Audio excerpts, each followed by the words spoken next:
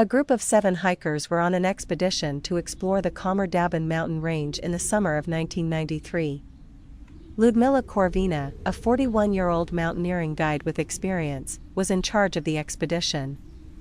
6 of her students, ages ranging from just 15 to 24 years old, were with her.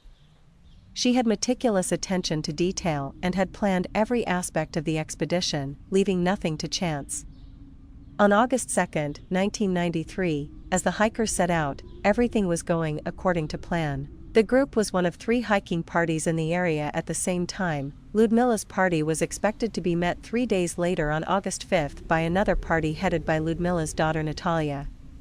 Nevertheless, Lyudmila's group was nowhere to be seen 3 days later. Natalia didn't care, because her mother's group consisted of 7 skilled and fit hikers, and she was certain that they had simply missed the meeting point for one of many harmless reasons. A group of kayakers on the river at the foot of the Khamar-Daban mountains noticed something unusual on August 10, 5 days later. A lone girl emerged from the trees that bordered the riverbank, stopped at the sight of the group, and just stared at them. The girl was covered in blood. This is the story of Khamar-Daban incident. Khamar-Daban, a mountain range in southern Siberia, Russia, was a popular tourist hiking spot. In the summer of 1993, Lyudmila Korovina, an experienced hiking instructor, planned a hiking trip to the Khamar-Daban mountains. Lyudmila did have a reputation for pushing her students on the hiking trails and distances she chose, but she was not reckless. All those involved anticipated that the summer expedition would just be another thrilling yet safe hiking experience. She was joined by 6 of her students: Aleksander Krysin, 23, Tatiana Filipenko, 24, Denis Shvachkin, 19, Valentina Utochenko, 17, Viktoriya Zalesova, 16, and Timur Bapanov, 15. Korovina had previous experience hiking in the Khamar-Daban area, and the students trained with her for the trip. The group of 7 hikers, led by Lyudmila, arrived in Irkutsk by train in August 1993. Lyudmila's hiking group was one of 3 in the area, one of which was being led by her daughter, Natalia. Starting on August 2, 1993, their trip led from the village of Murino, along the Langutai River, through the Langutai Gates Pass, along the Baranyankutsuk River, up the Canyula Mountain and along its ridge, ending on the watershed plateau of the Anigda and Baiga rivers. Lyudmila's group was meant to cross paths with her daughters on August 5. The first 2 days of the hike turned out to have gone better than the group had planned, with them making good time up Retranslator Peak. However, on August 4, as they were beginning their descent, they were hit with an unexpected rainstorm. Lyudmila decided to make camp in an exposed location, with the group failing at an attempt to build a fire that night. They managed to build a fire in the morning of August 5 and ate breakfast together before continuing their path. While descending down the mountain, Alexander, who was at the back of the group, started screaming. He was bleeding from his eyes and ears, frothing at the mouth. He fell to the ground convulsing and then went still. Lyudmila ran up to him, trying to get him to gain consciousness. A moment later, she cried out, having the same symptoms as Alexander. She convulsed and then collapsed on top of Alexander. Tatiana, who had gotten to Lyudmila first, was the next to collapse, grabbing at her throat as though she couldn't breathe. She crawled over to a nearby rock and bashed her head against it until she went limp. Viktoriya and Timur started to run. While running, they collapsed and died, throwing up blood and clawing at their own throats, tearing their clothes off. Valentina and Denis hurried away, but shortly after Denis also collapsed convulsing. Valentina ran down the mountain, set up a tent for the night under tree cover, and fell asleep. On the next day, she returned to the site of her friend's death to retrieve supplies she needed from their bodies. For 4 days, she followed power lines down the mountain in hopes that someone would find her. She found a river and started following it.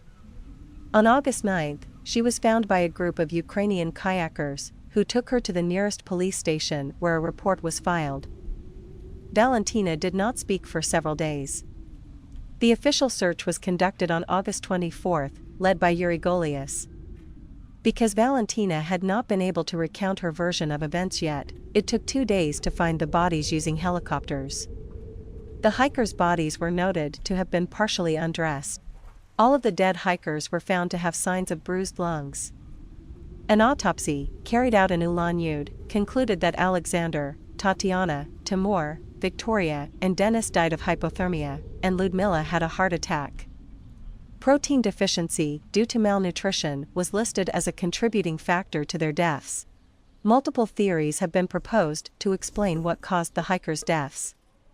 Rescuers Valery Tatarnikov and Vladimir Zinov, who took part in the search operation for the bodies, claimed that it was impossible for the hikers to die of cold.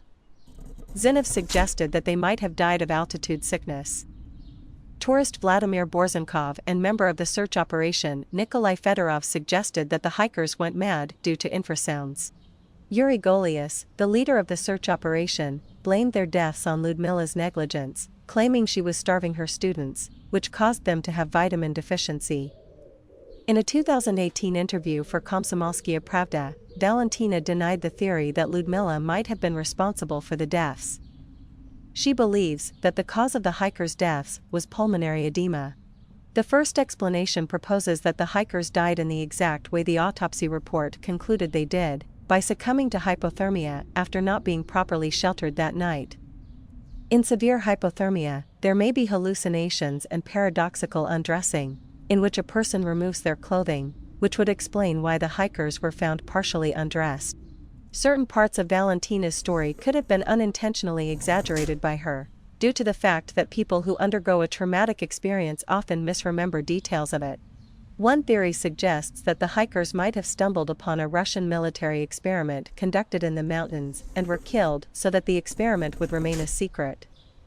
This theory was deemed uncredible due to the Khamar-Daban mountain range being a public area with many people traveling through it during tourist season, making it an unlikely place and time for conducting secret experiments.